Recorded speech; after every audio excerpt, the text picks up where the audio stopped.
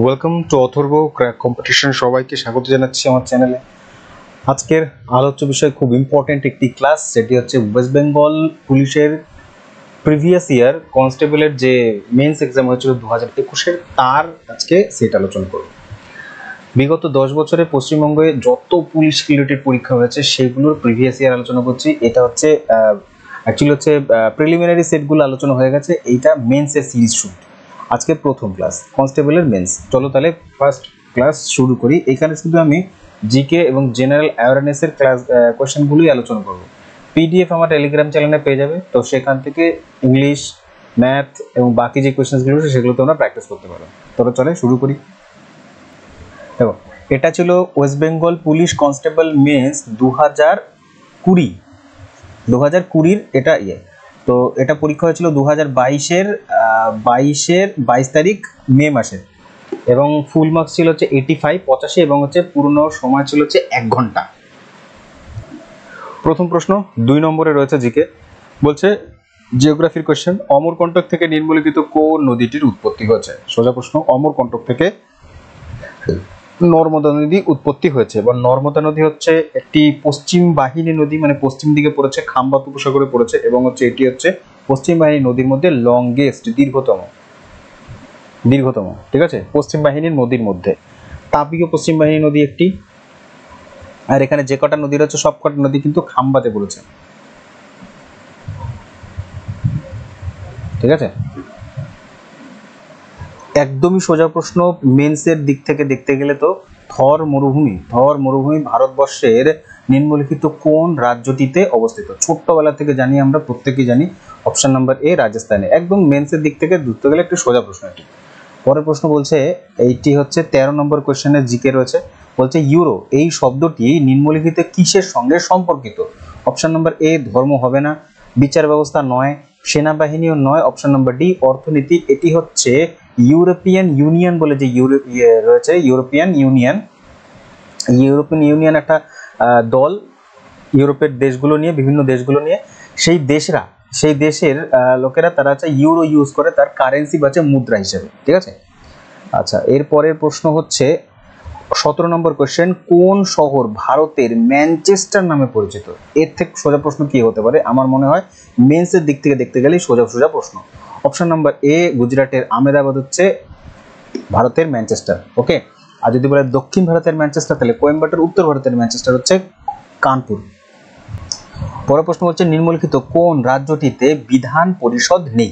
দেখো, আমরা জানি পার্লামেন্টে দুটি কক্ষ, লোকসভা এবং হচ্ছে রাজ্যসভা। একই রকম ভাবে রাজ্যের যে স্টেটগুলো থাকে, সেই স্টেটগুলোর হচ্ছে যে অ্যাসেম্বলি থাকে, স্টেট অ্যাসেম্বলি, তাদের হচ্ছে কিছু কিছু রাজ্যে দুটো কক্ষ হয়। একটা হচ্ছে স্টেট লেজিসলেটিভ অ্যাসেম্বলি, আর একটা হচ্ছে তোমার স্টেট লেজিসলেটিভ কাউন্সিল, ঠিক আছে। এই কাউন্সিলটা হচ্ছে বিধান পরিষদ, এইটা হচ্ছে রাজ্যসভার সমকক্ষ, মানে হচ্ছে এটা উচ্চ কক্ষ রাজ্যের মধ্যে। তবে এই সব কটা রাজ্যে নেই, মাত্র 7টা রাজ্যের মধ্যেই রয়েছে। এর মধ্যে কোনটাতে নেই বলেছে? নেই হচ্ছে অপশন নাম্বার এ, রাজস্থানের মধ্যে নেই। তার মানে রয়েছে হচ্ছে মহারাষ্ট্র, বিহার, উত্তরপ্রদেশ, অন্ধ্রপ্রদেশ, তেলেঙ্গানা, জম্মু এন্ড কাশ্মীর, ঠিক আছে। এর পরের প্রশ্ন বাংলার 29 নম্বর, বাংলার আকবর কাকে বলা হয়? বাংলার আকবর বলা হয় হচ্ছে হুসেন শাহকে, ঠিক আছে। আর ইলিয়াস হচ্ছে বাংলার ফার্স্ট সুলতান, ঠিক আছে, প্রথম সুলতান, কিন্তু বাংলার আকবর বলা হয় হুসেন শাহকে। Sunny Days 30 number question, static GK. Sunny Days এই বইটি কার লেখা? বিখ্যাত কোন ক্রিকেটারের আত্মজীবনী? সানি বলা হয় হচ্ছে সুনীল গাভাস্করকে। সুনীল গাভাস্করের নিকনেম হচ্ছে সানি, তো সুতরাং সানি ডেজ। পরের প্রশ্ন 31 নম্বর, বলছে কোন রাজ্যটি আয়তনের নিরিখে ভারতবর্ষের বৃহত্তম? খুবই সোজা প্রশ্ন এটা। আয়তনের দিক থেকে বলছে তো অপশন নাম্বার এ হয়ে যাবে রাজস্থান। আর যদি বলতে জনসংখ্যা সব থেকে বেশি, তাহলে হচ্ছে উত্তরপ্রদেশের জনসংখ্যা সব থেকে বেশি। আর যদি বলতে জনঘনত্ব, তাহলে হচ্ছে বিহার হতো, ঠিক আছে, বলে দিলাম। পরের প্রশ্ন বলছে 32 নম্বর, মুঘল আমলে প্রচলিত মনসবদারি ব্যবস্থা কিসের সঙ্গে সম্পর্কিত? ধর্ম, বিচার ব্যবস্থা, সেনাবাহিনী নাকি অর্থনীতি? 32 নম্বর কোশ্চেন হচ্ছে অপশন নাম্বার সি, সেনাবাহিনী। মুঘলরা হচ্ছে মনসবদারি সেনাবাহিনীর সাথে কানেক্টেড। আচ্ছা, তোমাদের বলি এখানে শুধুমাত্র আমি কোশ্চেন আনসার আলোচনা করবো, এখানে কোনো রকমের কোনো ডিসকাশন থাকবে না। যদি ভালো করে ডিটেইলড ডিসকাশন দেখতে চাও, এক একটা প্রশ্নের পোস্টমর্টম দেখতে চাও, তাহলে আমার 10K এই যে এটা রয়েছে, দুটো প্লেলিস্ট রয়েছে। একটা হচ্ছে 10,000 জেনারেল সায়েন্স, একটা হচ্ছে 10,000 তোমার জেনারেল নলেজ। এই দুটো দেখবে তুমি যে প্রিপারেশন করো না কেন, যে এক্সামের জন্য, এই দুটো প্লেলিস্ট তোমাকে ভীষণ হেল্প করবে। ওখানে আমি এক একটা প্রশ্নের প্রচুর কোশ্চেন আলোচনা করি, ওই জন্য নাম হচ্ছে 10,000 জেনারেল সায়েন্স, 10,000 জেনারেল নলেজ। ভূগোল থেকে প্রশ্ন বলছে শিশু এটি একটি গাছ, ঠিক আছে, শিশু এটি কোন ধরনের উদ্ভিদের উদাহরণ, মানে কোন ফরেস্ট বা কোন বনভূমিতে শিশু গাছ দেখা যায়, ঠিক আছে। অপশন নাম্বার ডি ক্রান্তীয় চিরহরিত অরণ্য, যেটাকে ট্রপিক্যাল এভারগ্রিন ফরেস্ট বলা হয়। এটা দেখা যাচ্ছে কেরালা, তারপর হচ্ছে নর্থ ইস্টের যে জায়গাগুলো রয়েছে সেখানে আমাদের ক্রান্তীয় চিরহরিত অরণ্য দেখা যায়, ঠিক আছে। আচ্ছা, পরের প্রশ্ন বলছে লিওনেল মেসি বর্তমানে কোন ক্লাবটিতে ফুটবল খেলেন। লিওনেল মেসি, এটা হচ্ছে সেই সময়কার হচ্ছে কারেন্ট অ্যাফেয়ার্স হবে, তো এইটা অনুযায়ী যদি উত্তরটা বলতে হয় অপশন নম্বর এ, প্যারিস সাজা থেকে, প্যারিসের সাজা এই ক্লাবের সাথে খেলে, অপশন নম্বর এ। পরের প্রশ্ন, অমর্ত্য সেন নিম্নলিখিত কোন বিষয়ে তার অবদানের জন্য নোবেল পুরস্কার রিসেন্টলি কিছুদিন আগে আজকেই সকালবেলা কি কালকে সকালবেলা আমি একটি শর্ট আপলোড করেছিলাম এই অমর্ত্য সেনের একটি বই নিয়ে। বইটি ছিল আর্গুমেন্টেটিভ ইন্ডিয়ান। তো সেখানে আমি অমর্ত্য সেন সম্পর্কে বলেছি, তো সেখানেও বলেছিলাম যে তিনি হচ্ছেন একজন অর্থনীতিবিদ যিনি 1998-এ নোবেল পেয়েছেন এবং হচ্ছে ভারতরত্নও পেয়েছেন। ইকোনমিস্ট কিসের জন্য পেয়েছেন? ওয়েলফেয়ার ইকোনমির জন্য, ডব্লিউবি নয়, ওয়েলফেয়ার ইকোনমির জন্য। দেখো আমি ডিটেলস আলোচনা করে ফেলছি, কিন্তু ডিটেলস আলোচনা এর থেকেও বেশি স্ট্যাটিক জিকে এবং হচ্ছে আদার্স যত ইনফরমেশন আছে আমি ওই 10,000 প্লেলিস্টের মধ্যে আলোচনা করে থাকি, ওগুলো দেখবে, তোমাদের খুবই হেল্প হবে প্রিপারেশনের জন্য। 45 নম্বর প্রশ্ন বলছে ইংরেজ সরকারের পেশ করা ইলবার্ট বিল কিসের সঙ্গে সম্পর্কিত। ইলবার্ট বিল হচ্ছে ধর্ম, সেনাবাহিনী, বিচার ব্যবস্থা নাকি অর্থনীতি। উত্তর অপশন নম্বর বি, বিচার ব্যবস্থার সঙ্গে, ঠিক আছে। ইলবার্ট বিলে বলা ছিল কি যে এখন শ্বেতাঙ্গ বিচারপতিদের সাথে সাথে ভারতীয় বিচারপতিরাও শ্বেতাঙ্গদের বিচার করতে পারবে, এইটি ছিল ইলবার্ট বিল বিতর্ক, ঠিক আছে। আরো ডিটেলস আছে, এখানে আলোচনা করছি না, টাইম ভিডিও লেন্থ বেড়ে যাবে। পরের প্রশ্ন 48 নাম্বার, কোন রাজ্য দ্বিখণ্ডিত হয়ে ঝাড়খণ্ড রাজ্য গঠিত হয়েছে। এটি গঠিত হয়েছিল 2000 সালে। 2000 সালে তিনটি রাজ্য ভেঙেছিল। এমপি মধ্যপ্রদেশ ভেঙে হচ্ছে ছত্তিশগড়, উত্তরপ্রদেশ ভেঙে হচ্ছে উত্তরাখণ্ড এবং বিহার ভেঙে হচ্ছে ছত্তিশগড়। 2000 সালে তিনটি রাজ্য ভেঙেছিল এবং হচ্ছে 2014 সালে ভাঙা হয়েছিল হচ্ছে অন্ধ্রপ্রদেশ ভেঙে তেলেঙ্গানা। আচ্ছা, পরের প্রশ্ন বলছে 53 নম্বর, নিচের কোন রাজ্যটি মধ্যপ্রদেশের সঙ্গে সীমানা নেই। মধ্যপ্রদেশের সঙ্গে সীমানা নেই কার? রাজস্থান, মহারাষ্ট্র, বিহার নাকি উত্তরপ্রদেশ। উত্তর হবে অপশন নাম্বার সি। ম্যাপ ভালো করে জানলে উত্তরটা তোমরা জানবে, বিহার। 1853 সালে প্রথম রেলপথ নিম্মুক্ত রাজ্যে স্থাপিত হয়। এর থেকে সোজা প্রশ্ন কি হতে পারে? আমার না প্রশ্ন থেকে মনেই হচ্ছে না এগুলো যে মেন্সের কোশ্চেন।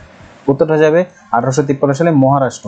এটি ছিল প্যাসেঞ্জার ট্রেন, ঠিক আছে। প্যাসেঞ্জার ট্রেন পরীক্ষায় এরকম ঘুরিয়ে কোশ্চেন দিতে পারে যে প্রথম প্যাসেঞ্জার ট্রেন কত সালে চালু হয়েছিল? 1953। আর ওয়েস্ট বেঙ্গলে চালু হয়েছিল, সরি 1900 বলছি বারবার, 1853, ঠিক আছে। আর 1854 সালে হচ্ছে পশ্চিমবঙ্গে মানে বঙ্গে প্রথম চালু হয়েছিল, তখন তো ওয়েস্ট বেঙ্গল ছিল না, তখন বঙ্গ ছিল। 1854-তে, 1853-তে মহারাষ্ট্র প্রথম, বম্বে টু থানে। আর মেঘনাদবধ কাব্যের রচয়িতাকে? মেঘনাদবধ কাব্যের রচয়িতা না then option number A, Michael Madhusudan Dutt. প্রশ্ন বলছে 58 নম্বর, অষ্টাঙ্গিক মার্গ কোন ধর্মের সাথে সম্পর্কিত। অষ্টাঙ্গিক মার্গ আমরা জানি বৌদ্ধ, কি হিন্দু, ইসলাম, জৈন নাকি বৌদ্ধ, কোনটা হবে? অপশন নাম্বার বৌদ্ধ, ফার্স্টে বলে দিয়েছিলাম, অপশন নাম্বার ডি, বৌদ্ধ ধর্মের সাথে সম্পর্কিত। আচ্ছা, তারপরের প্রশ্ন বলছে এগুলো সব হচ্ছে জিআইর কোশ্চেন, ইংরেজির কোশ্চেন। মহাত্মা গান্ধী চম্পারণ নামক যে স্থান থেকে আইন অমান্য আন্দোলন শুরু করেন সেটি নিম্নলিখিত কোন রাজ্যতে পড়ে। চম্পারণ কোথায় পড়ে? চম্পারণ পড়ে হচ্ছে বিহারে, অপশন নাম্বার সি, বিহারে পড়ে। আর এই চম্পারণ সত্যাগ্রহ ছিল 1917 সালে গান্ধীজির প্রথম আন্দোলন, ঠিক আছে। আর গান্ধীজির প্রথম যদি সর্বভারতীয় আন্দোলন বলা হয় সেটি হচ্ছে রাওলাট অ্যাক্ট বিরোধী আন্দোলন, রাওলাট সত্যাগ্রহ যেটাকে বলা হয়। এর থেকে প্রচুর ডিটেলস আমি আলোচনা করি। 10,000 জিকের ওই প্লেলিস্ট দুটো অবশ্যই দেখবে, ভীষণ তোমাদের হেল্প হবে। যদি জানো তাহলে রিভিশন হয়ে যাবে, যদি না জানো সেগুলো জেনে যাবে। ওই জন্য বলছি বারবার, যে কোনো এক্সামের জন্য প্রিপারেশন করো না কেন ওই প্লেলিস্টগুলো অবশ্যই দেবে, ডেসক্রিপশন বক্সে আমি লিঙ্ক দিয়ে দিয়েছি কিন্তু। আচ্ছা, পরের প্রশ্ন কি বলছে? পরের প্রশ্ন বলছে যে বুল অ্যান্ড বিয়ার এই শব্দ বন্ধটি কিসের সঙ্গে সম্পর্কিত। এটি অর্থনীতির সাথে যুক্ত, তাও আবার কোন অর্থনীতি, কিসের সাথে? বুল অ্যান্ড বিয়ার শেয়ার মার্কেটের সাথে যুক্ত, শেয়ার মার্কেট, ঠিক আছে। আচ্ছা, প্রশ্ন বলছে 73 নম্বর, নিম্নলিখিত কোন রাজ্যে সহ্যাদ্রি পর্বতমালা অবস্থিত? পশ্চিমঘাট পর্বতের অন্য নাম হচ্ছে সহ্যাদ্রি পর্বতমালা। তো উত্তরটা পশ্চিমঘাট কত? উত্তরপ্রদেশ তো হবে না, বিহার হবে না, রাজস্থান হবে না। Option number B Maharashtra.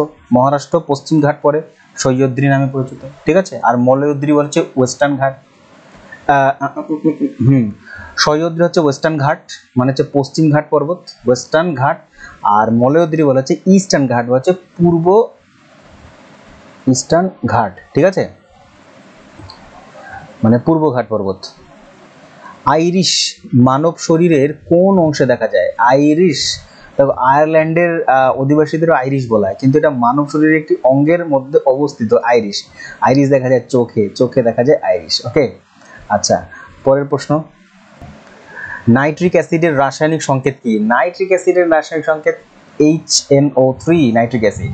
ওকে, এটা HCl মানে হাইড্রোক্লোরিক অ্যাসিড, H2SO4 হচ্ছে তোমার সালফিউরিক অ্যাসিড। এই ধরনের কেমিক্যালগুলো, যত কেমিক্যাল রয়েছে তাদের সংকেত, তাদের কমন নাম, তাদের কাজ, একটি প্লেলিস্ট মানে একটি সম্পর্কে একটা ডেডিকেটেড ভিডিও আমার আপলোড করা আছে, যে বিভিন্ন কেমিক্যাল বলে। একদম প্রথম যে লিঙ্কটা রয়েছে সেই লিঙ্কটাই হচ্ছে এই ভিডিওটা, অবশ্যই দেখো। ওখানে একটা ভিডিওর মধ্যে, একটা PDF এর মধ্যে সমস্ত কিছু, যত ধরনের ইম্পর্টেন্ট যে সমস্ত তোমার কেমিক্যালসগুলো রয়েছে সেই কেমিক্যালসগুলো সম্পর্কে আলোচনা করা হচ্ছে। অবশ্যই দেখো ভিডিওটা, খুব হেল্প হবে তোমাদের। কুইনাইন নামক উপক্ষার কোন উদ্ভিদ থেকে পাওয়া যায়? কুইনাইন কোথায় পাওয়া যায়? সিংকোনা। উত্তর হবে option number C, cinchona. Cinchona গাছ থেকে কুইনাইন পাওয়া যায়। ওকে, আচ্ছা, 85 লাস্ট কোশ্চেন ছিল। তো সম্পূর্ণ ভিডিও দেখার জন্য তোমাদের অসংখ্য ধন্যবাদ। এবং হচ্ছে এই PDF কোথায় পেয়ে যাবে? PDF পেয়ে যাবে আমার টেলিগ্রাম চ্যানেলে, এবং হচ্ছে বাকি কোশ্চেন্সগুলো ওখান থেকে সলভ করতে পারবে তোমরা। প্রিপারেশনকে আরও ভালো করো এবং দেখতে থাকো অথর্ব ক্র্যাক কম্পিটিশন। ভালো লাগলে অবশ্যই শেয়ার করবে, সাবস্ক্রাইব করবে এবং হচ্ছে অবশ্যই লাইক করে দিও। ধন্যবাদ।